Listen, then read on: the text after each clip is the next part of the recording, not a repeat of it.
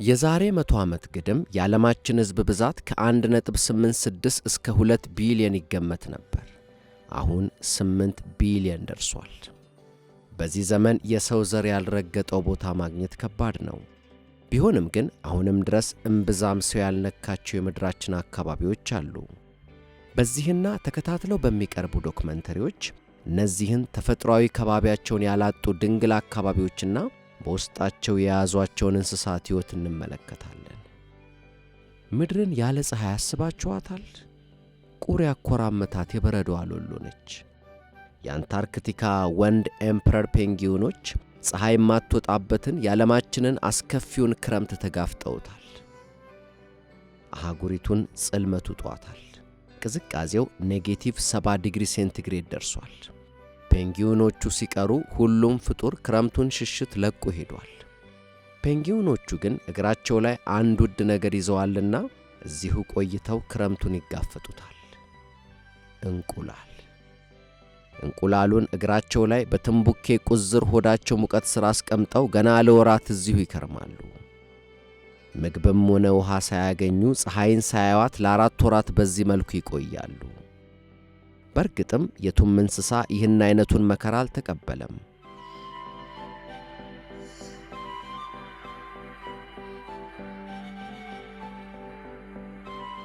ከደቡብ አንታርክቲካ አካባቢ የራቀችው ፀሐይ የሰሜን ዋልታን ሰማይ ደግሞ በብርሃኑ አድምቀዋለች። መጋቢት ነው። እናም ፀሐይ ለ4 ወራት የቆየውን ጨለማ ገፋ ወደ ላይኛው የአርክቲክ ክፍል ተመልሳለች። የዋልታ ድብ ነች። ክረምቱን ሙሉ እዚህ የበረዶ ጎሬዋ ውስጥ ነው የከረመችው። ከጎሬዋ መውጣቷ የጸደይ መግባትን ያበስራል።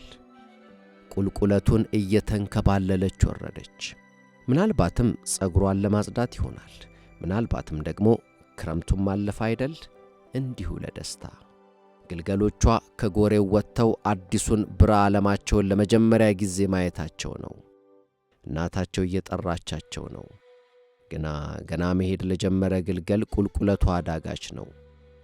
ቢሆንም ግን በዚህ ልዩ ቀን ጠዋት እናታቸው አላጠባቻቸውምና ርቧቸው እርሷ ጋር ለመድረስ ተጣድፈዋል። እናትየው በጡቷ ወተት እያማለለች እንወዲህ እያለች ነው።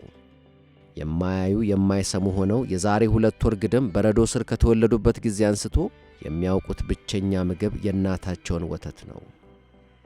እናታቸው ለ5 ወራት ምንም ነገር አልበላችም። ስለዚህም ክብደቷ በግማሽ ቀንሷል።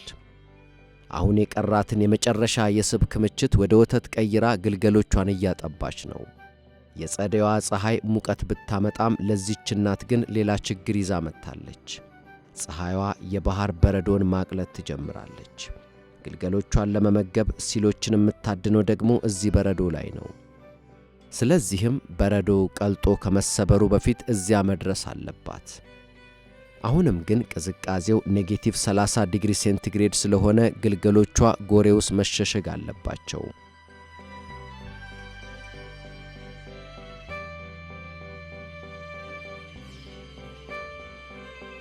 ድቦቹ ከጎሬያቸው ከወጡ 6ኛ ቀናቸው ነው። እናም ደግሞ ጸደይ በፍጥነት እየገሰገሰ ነው። አሁንም ቢሆን ግን አደገኛው የበረዶ ሽንፍር ድንገት እየተነሳ ማፏጨቱን አላቆመም። ግልገሎቹ በጣም ትንሽ ስለሆኑ ቶሎ ይበርዳቸዋል። ስለዚህም ጎሬ ውስጥ ቢሆኑ ነው የሚመቻቸው። ቢሆንም ግን እናትየው ራቅ ብለው መሄዱን ልታስተምራቸው ግድ ይላል። ምክንያቱም ረሃቡ አድክሟታል። እናም ደግሞ በዚህ ጎሬዋ አቅራቢያ ምንም የሚታደን ነገር የለም። ግግር በረዶ የሆነው ባህር አሁንም ድረስ አልቀለጠም። ቢሆንም ግን እንዲሆነው ብዙ አይቆይም። ከጎሬያቸው ከወጡ 10ኛ ቀናቸው። እናትየው ግልገሎቹን እየመራች ከጎሬያቸው ከ1 ኪሎ ሜትር በላይ ርቀው ሄደዋል። የመፈተኛ ጊዜያቸው አሁን ነው። በራስ መተማመናቸው በጣሙን ቢጨምርም የእናታቸው ጥድፊያ ግን ሊገባቸው አይችልም። በመጨረሻ ለጉዟቸው ዝግጁ ሆነዋል። እናም ደግሞ ልክ በሰዓቱን የደረሱት። ምክንያቱም ከባህር ዳርቻው ወደ ውስጥ ለጥቂት ኪሎ ሜትሮች ያክል በረዶ ቀልጦ መከፈል ጀምሯል።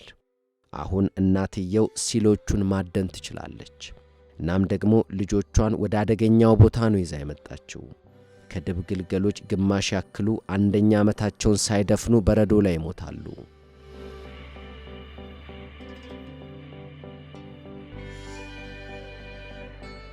ለ24 ሰዓታት ያልተቋረጠ የፀሐይ ብርሃን የሚያገኘው የአርክቲክ በጋ በረዶውን ሁሉ እያሟሟ አካባቢውን ይቀያይረው ይዟል። ከዚህ ወደ ደቡብ ወረድ ሲል ካለው ከዛፍ አልባው የአርክቲክ መስክ የክረምቱ በረዶ እየቀለጠ ገልጧል። ይህ የሰሜን ካናዳ ጠረፍ ነው። እዚህ ተፈጥሮ ከታላላቅ ትዕይንቶቹ አንዱን ጀባ ትላለች። በየዓመቱ 3 ሚሊዮን ካሪቦዎች ይህን የአርክቲክ መስክ አቋርጠው ይሰደዳሉ። የመንጋውን ትልቀት በወጉ ማድነቅ የሚቻለው ከአየር ብቻ ነው። አንዳንዱ የካሪቡ መንጋ የግጦሽ መስክ ፍለጋ በዓመት ከ3000 ኪሎ ሜትሮች በላይ ይጓዛል። ይህም በየትኛውም እንስሳ በምድር ላይ ከሚደረግ የስደት ጉዞ ረዥሙ ያደርገዋል። ያለማቋረጥ እንደተጓዙ ነው። ጥጆች በተወለዱበት ቀን ተነስተው መሮጥ ይጀምራሉ።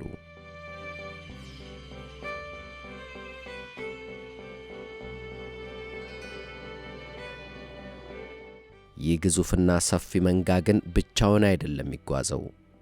ተኩሎችም አሉ። ከ8 እስከ 10 የሚሆኑ ተኩሎች ለአደን በህብረት መንጋውን ተከትለው ይነጉዳሉ። እናም ደግሞ ርቧቸዋል። ትኩረታቸው አዲስ የተወለዱት ጥጆች ላይ ነው። ካሪቦዎቹን አስደንግጦ ለመበታተን ተኩላዎቹ በቀጥታ ወደ መንጋው ይሮጣሉ። መንጋው ተበታተነ። ይሄኔ አንዷን ካሪቡ ነጥሎ አሳዶ ለማደን ይቀላል። በግርግሩ ጥጃዋ ከእናቷ ተነጠለች። ምን ገና ጥጃ ብትሆንም የዋዛ ሯጭ አይደለችም። በዚህ ወቅት ላዳኝም ለታዳኝም ዕጣው 50-50 ነው። ካሪቦዋ ወይ ስህተት ትሠራለች፣ አሊያም ተኩላው ጥቂት ሮጦ ተስፋ ቆርጦ ይተወዋል።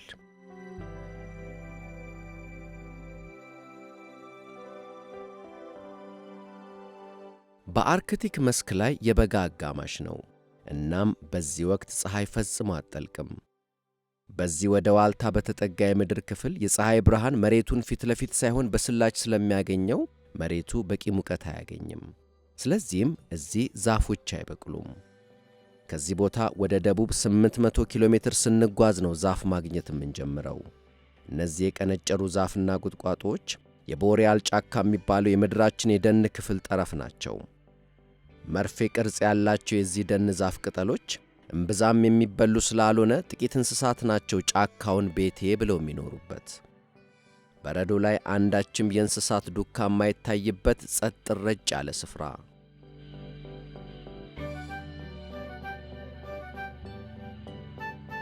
በአርክቲክ የክረምት ወራት መሬቱ በበረዶ ብርድ ልብስ ይሸፈናል።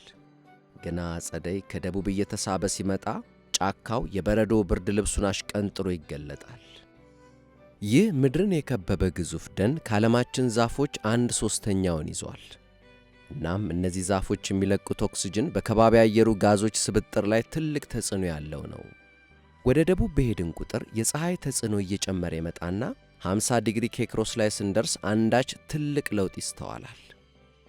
እዚህ በጋው ረዘም ላለ ጊዜ ስለሚቆይ ባለመርፌ ቅርጽ ሹል ቅጠል ያላቸው ዛፎች ሰፋፊ ቅጠሎች ባሏቸው ዛፎች ተተክተዋል። ሰፋፊ ቅጠሎች ለመብላትም ለመፈጨትም ስለሚቀሉ እንስሶቹም ከፀሐይ ኃይል የድርሻቸውን ያገኛሉ። አሁን በጋ ስለሆነ ጫካዎች በሕይወት ተሞልተዋል። ግን ይሄ ጊዜ ብዙ አይቆይም። ሰፋፊዎቹ ቅጠሎች በክረምት ቁር ረግፈው ዛፎች መለመላቸውን ይቀራሉ። ይሄኔ አካባቢው ተራቅቶ የሚበላ ነገር ሲጠፋ እንስሳቱ ያላቸው ዕጣ መሰደድ፣ አንድ ጥግ ፈልጎ ኃይል ቁጠባ ክረምቱን አሸልቦ ማሳለፍ፣ አሊያም ለወራት በረሃብ ሲቆሉ መክረም ነው።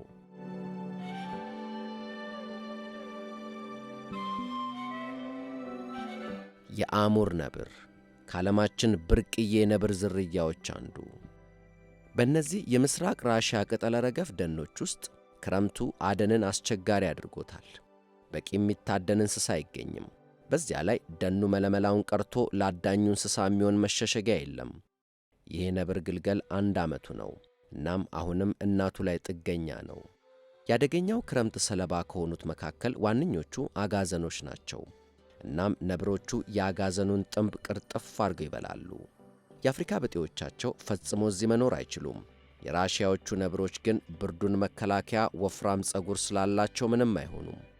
አሁን ላይ ጫካ ውስጥ ያሉት የአሙር ነብሮች ብዛት 500 ደርሷል። ከጥቂት ዓመታት በፊት ቁጥራቸው ወደ 40 አሽቆልቁሎ ነበር። እንደ ሌሎች በርካታ ፍጡራን ሁሉ አደንና የመኖሪያ አካባቢያቸው ላይ የሚደርሰው ውድመት የሕልውናቸው ፈተና ሆኗል።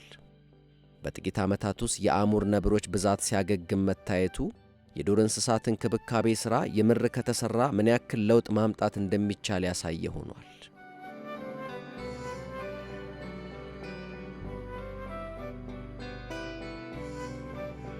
ሁሉም እንስሳ የኃይል ምንጩ ዞሮ ዞሮ ከፀሐይ ነው። በጃፓን የእኒህ አበቦች ማበብ የጸደይ መግባት አብሳሪ ነው። የፀሐይዋ ብርሃንና ሙቀት ሜዳና ሸንተረሩን በቀለም ያስውበዋል። ምድር በራሷ ዛቢያ ላይ ጋደል ብላ እየተሽከረከረች በፀሐይ ዙሪያ ደግሞ ዓመታዊ ጉዞዋን ታደርጋለች። በራሷ ዛቢያ ላይ የምትሽከረከርበት ምሽዋር ወይም አክሲስ ጋደል ያለ መሆን ለወቅቶች መፈራረቅ ምክንያት ነው። የወቅቶች መፈራረቅም የማያቋርጥ ለውጥን ያስከትላል። እንዲህ እያለም ለውጥ ከዓመት ዓመት ይንከባለላል። በሰሜን ንፍቀ ክበብ የፀሐይ ተጽዕኖ እየቀነሰ ሲመጣ በአሜሪካ ቅጠለ ረገፍ ደኖች ውስጥ ያሉ ዛፎች ቅጠሎቻቸውን አርግፈው ለመጪው ጨለማውና ብርዳማው ክረምት ይዘጋጃሉ። አንድ ወቅት አልፎ ሌላው ይተካል።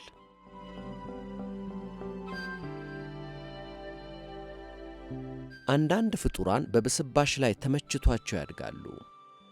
አብዛኞቹ ግን ፀሐይም ብዛም ለሌለችበት የክረምት ወራት የተለየ ዝግጅት ማድረግ ግድ ይላቸዋል።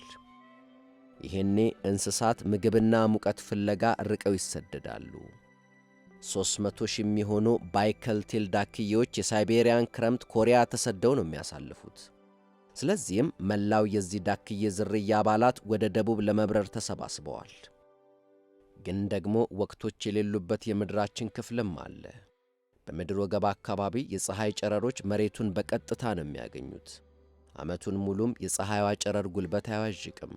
ለዚህም ነው ጫካው ጥቅጥቅ ብሎ አድጎ በርካታ ሕይወት በውስጡ መያዝ የቻለው። በምድር ወገብ አካባቢ ያለው ደን የምድርን 3% ያክል ቦታ ቢሸፍን ነው። በምድራችን ካሉ እንስሳትና ተክሎች ግን ከግማሽ በላይ የሚሆኑት መገኛ እዚህ ነው። በተለይ የጫካው የላይኛው ክፍል የዛፎቹ ቅርንጫፍና ቅጠሎች በፍጡራን ተሞልተዋል። ዝንጀሮዎች፣ ወፎች ምን ያክል እንደሆኑ እንኳ በውል የማይታወቅ በሚሊዮን የሚቆጠሩ የነፍሳት ዝርያዎች። ወደ ታች ስንወርድ ደግሞ የጫካው መልክ እየተለወጠ እየጠቆረ እየረጠበ ይመጣል። ይህም በፋንታው ለየት ላሉ ፍጡራን ምቹ ያደርገዋል። ከፀሐይ ጨረር ከ2% የሚያንሰው ነው የጫካው ወለል የሚደርሰው። ይህም ሆኖ ግን የጫካው ወለል የተለያዩ ፍጡራን መናኸሪያ ነው። ከዓለማችን ደሴቶች በትልቀት ሁለተኛ ደረጃ ላይ በሚገኘው በዚህ በሰፊው የኒው ጊኒ ደሴት 42 የተለያዩ የገነት ወፍ ዝርያዎች አሉ። እያንዳንዱ ከሌላው እጅጉን ወጣ ያለና የተለየ ነው። ይህ ደን የሚበላ ነገር እንደ ልብ የሚገኝበት በመሆኑ ወፎቹ የሚበላ ነገር ፍለጋ የሚያባክኑት ጊዜ የለም። ስለዚህም ለምሳሌ የሃንቴና መሰል ባለ 6 ላባ ወንዱ የዚህ ወፍ ዝርያ ጊዜውን የዳንስ ትርኢቱን ማቅረቢያውን ለማጽዳት አውሎታል። ሁሉም ነገር ጽድት ጥንቅቅ ማለት አለበት። ሁሉም ዝግጁ ሆኗል። ምርጥ ዳንኪራ ነበር። ምን ዋጋ አለው? ማንም እያየ አልነበረም።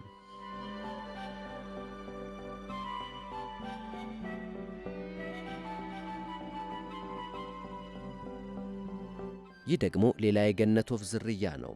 ሱፐርብ በርድ ኦፍ ፓራዳይዝ ይሉታል። ከመደነሱ በፊት ሴቶቹን መጣራት ይዟል። አንዷ መጣች። አሁን ዳንሱ ይቀጥላል። ዳንሱን አየችም አይደል?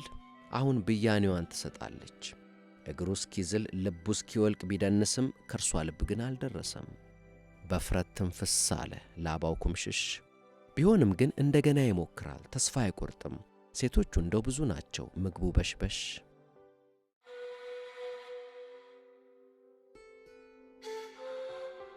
በውቅያኖሶች ውስጥ ያለው ሕይወት በየብስ ላይ እንዳለው ሕይወት ሁሉ በፀሐይ ተጽዕኖ ስር ነው። በጣሙን በሕይወት የተሞላው ክፍልም የፀሐይ ብርሃን የሚያገኘውና የባሕሩ ሞገድ በጠቃሚ ንጥረ ነገሮች ያበለጸገው የውቅያኖስ ክፍል ነው። የደቡብ አፍሪካ ደቡባዊ የባሕር ጠረፍ ጋር ያሉት ባሕሮችም እኒህ ሁለቱን አዋህደው ስለያዙ በሕይወት ተሞልተዋል። በጋ ሁሉ በሽበሽ የሆነበት ነውና ሲሎች የሚራቡት ይሄኔ ነው። ግዙፉ ነጭ ሻርክ ተወርውሮ ሲያጠቃ ከሰከንድ በላይ አይፈጅበትም። ጥቃቱን 40 እጥፍ ስናዘገየው ነው የዚህ ግዙፍ አዳኝ እንስሳ ጉልበትና ያደን ቴክኒክ ግልጽ የሚሆነው። የድንገቴ ጥቃቱ ሲከሽፍበት ወደ ማሳደዱ ገባበት። ሻርኩ በቀጥታ ዋና ፈጣን ነው። እንደ ሲሉ እዚያው በዚያው መታጠፍ ግን አይሆንለትም። ስለዚህም የመተጣጠፍ ብቃትና ጉልበት ናቸው ለውድድር የቀረቡት። ሲሎቹ ተራብተው ሲበቃቸው ግዙፎቹ ሻርኮች ቦታውን ለቀው ይሄዳሉ። እነዚህ ሻርኮች የወቅቶችን መፈራረቅ ተከትሎ በተለያዩ ባህሮች ውስጥ የሚታደን እንስሳ ሲበረክት በሺዎች የሚቆጠሩ ኪሎሜትሮችን አቆራርጦ በመሰደድ እንደሚያድኑ ግልጽ እየሆነ መጥቷል።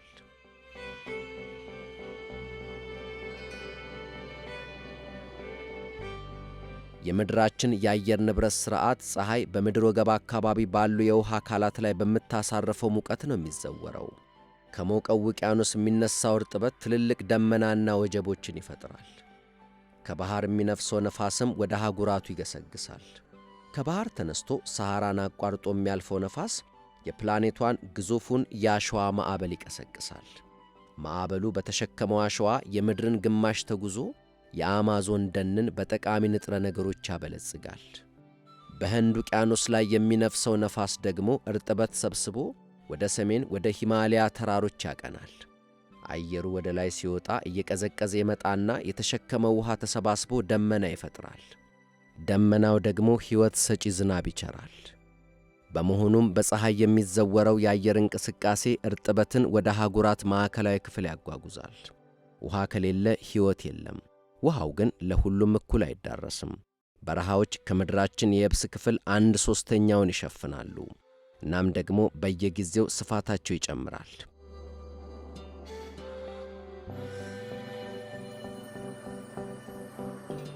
ይህ በአፍሪካ ደቡባዊ ክፍል የሚገኘው የካላሃሪ በረሃ ነው። ደረቅ ወቅት ነውና በሺዎች የሚቆጠሩ ዝሆኖች ውሃ ፍለጋ ጉዞ ጀምረዋል። በመላው ደቡባዊ አፍሪካ እንስሳት ለተመሳሳይ ዓላማ እየተጓዙ ነው። ጎሾችም ታላቁን ጉዞ ተቀላቅለዋል። እጅግ በርካታ እንስሳት ውሃ ጥም እያንገበገባቸው ወደ ውሃ መገኛ ቦታ እየተመሙ ነው። ሁሉም እያቀኑ ያሉት ኦኮቫንጎ ወንዝ ወደሚሰርግበት ረግረግ ስፍራ ነው። አሁን ላይ ደረቅ ቢሆንም ውሃ ግን እየመጣ ነው። እንስሳቱ በአደገኛ የአሸዋ ማዕበል እየተጨናበሱ ጉዞአቸውን ቀጥለዋል። ሴቶቹና ጥጆቹ በዚህ ማዕበል ውስጥ በቀላሉ ከዋናው መንጋ ሊነጠሉ ይችላሉ። ለእኒህ ለሁለቱ ጥቂት ኪሎሜትሮች ርቀት ላይ ያለው ጫካ ነው ማረፊያቸው። እዚያ እስኪደርሱ ግን ማረፍ የሚባል ነገር የለም። ዋናው መንጋ በሰላም ቦታው ደርሷል። በስተመጨረሻ ወደ ኋላ ቀርቶ የነበሩት ማዕበሉን አልፎ ብቅ አሉ። የተዳከመው የዝሆን ግልገል ባሸዋ ማዕበሉ እንደታወረ ነው። እናቱ ልትረዳው የተቻላትን ሁሉ ታደርጋለች። አሁን ማዕበሉ ጋብ እያለ ነው። አንድ ታዳጊ ዝሆን ግን መንገድ ስቶ ጠፍቷል። በድካም ዝሎ በውሃ ጥም እየተሰቃየ የእናቱን ዱካ ተከትሎ ቢነጉድም ባሳዛኝ ሁኔታ መንገዱን ስቶታል። የካላሃሪ የደረቅ ወቅት ማብቂያ ላይ ውሃ ኦኮቫንጎ ደረሰ። በሺዎች ኪሎሜትሮች ርቀት ላይ የአንጎላ ከፍተኛ ቦታዎች ላይ የጣለው ዝናብ ጎርፍ ሆኖ ለ5 ወራት ያክል ተጉዞ እነሆ ኦኮቫንጎ ደረሰ። ውሃው በሙቀቱ ክርር ብሎ ከደረቀው መሬት ውስጥ ነፍሳትን ሲያበር ወፎቹ እየለቀሙ ይበሏቸዋል።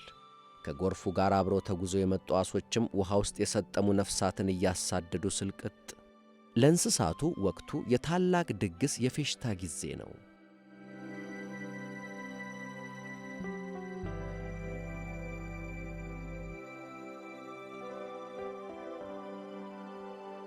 መጀመሪያ የሚደርሱት ወፎች ናቸው። ባለ ኩልኩልት ቁርዬዎች፣ ከዚያም ጥቁር ሽመላዎች ተከታትለው ደረሱ። ከወፎቹ በመቀጠል ደግሞ ጎሾች ደረሱ። የሳምንታት ጉዟቸው ማብቂያ ተቃርበዋል። ውሃው ኦኮቫንጎን ሲያረሰርሰው ወዲያው የካላሃሪ ሰፊው ክፍል በልምላሜ አጌጠ። የውሃን የሕይወት ሰጭነት የሚያሳይ ከዚህ የተሻለ ቦታ በምድራችን አይገኝም። እንስሳቱ ወደ መስኩ መሃል ሲያመሩ የተለሙት ፈለግ ኦኮቫንጎ ላይ ተስሏል። አሁን የደረሱት የሚቀዱት ፋና አዲስ የውሃ መፍሰሻ እየፈጠረ ውሃውን በተለያየ አቅጣጫ አርቆ ያዳርሰዋል። ይህ በስፋት የማይታይ የአፍሪካ ገጽ ነው፣ ለምለም የውሃ መስክ። አንዳንድ እንስሳት ይህ አይነቱ ቦታ እጅጉን ይመቻቸዋል። እነዚህ በውሃ ውስጥ በፍጥነት ለመዝለል የሚረዳ በደንብ ከፈት ያለ ሽሆና ያላቸው ሌችዌ የሚሰኙ የአጋዘን ዝርያዎች ናቸው። ሁኔታውን ያን ያክልም ያልወደዱትም አሉ። ዝንጀሮዎቹ ውሃ ሲነካቸው አይወዱም። ውሃው ለሁሉም እንስሳ ነው በረከትን ይዞ የመጣው።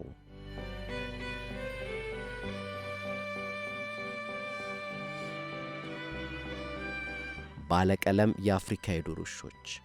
አሁን ላይ እነዚህ እንስሳት እጅግ አነስተኛ ቁጥር ካላቸው የአፍሪካ አጥቢ እንስሳት ምድብ ውስጥ ናቸው። እናም ደግሞ የአህጉሪቱ ውጤታማ አዳኝም እነርሱ ናቸው። የስኬታቸው ምስጢር ደግሞ የቡድን ሥራ። በዋነኛነት ሚዳቆ ነው የሚያድኑት። አደኑ እንደተጀመረ ቡድኑ ለሁለት ተከፈለ።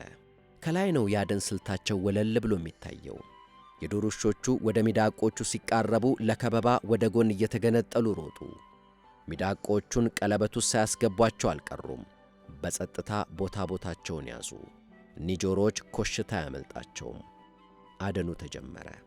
3 የዱር ውሾች አንዷ ሚዳቆ ላይ አነጣጥረው ተተኮሱ። አመለጠች። መሪው የዱር ውሻ ሚዳቆቹን ቀድመው ተሻግረው ወዳደፈጡት ጓደኞቹ እያሯሯጠ መራቸው። የሩጫ መስመራቸውን በመገመት መሪው በጎን ታጥፎ ቀድሞ ካደፈጠው ጓደኛው ጋር ለመጨረሻው ማጥቃት በረረ። ማግኘት ወይ ማጣት ነው። 1 ለ1 ሆኗል። የዱር ውሻው ለራቱ፣ ሚዳቆ ለሕይወቱ በረሩ። የዱር ውሻው ጽናት አለው፣ ሚዳቆ ደግሞ ፍጥነት። አዎን ከመበላት ይሻላል። ቢሆንም ግን ሚዳቆች ያን ያክልም መዋኘት አይችሉም። የዱር ውሾቹ ሚዳቋ ወይ ደክሟት ተመልሳ ትወጣለች አሊያም ትሰምጣለች ብለው እየጠበቁ ነው።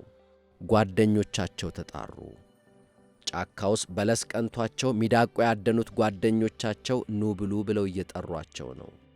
ሚዳቋ እየተፍገመገመች ነው። ይህን ያክል መጠን ያለው መንጋ በቀን አንድ ያድናል። እናም ሁሉንም የአደን በረከት በጋራ ይካፈሉታል። ሚዳቋ ተርፋለች። ዝሆኖቹ ወደ ረጅሙ ጉዟቸው ማብቂያ እየተቃረቡ ነው።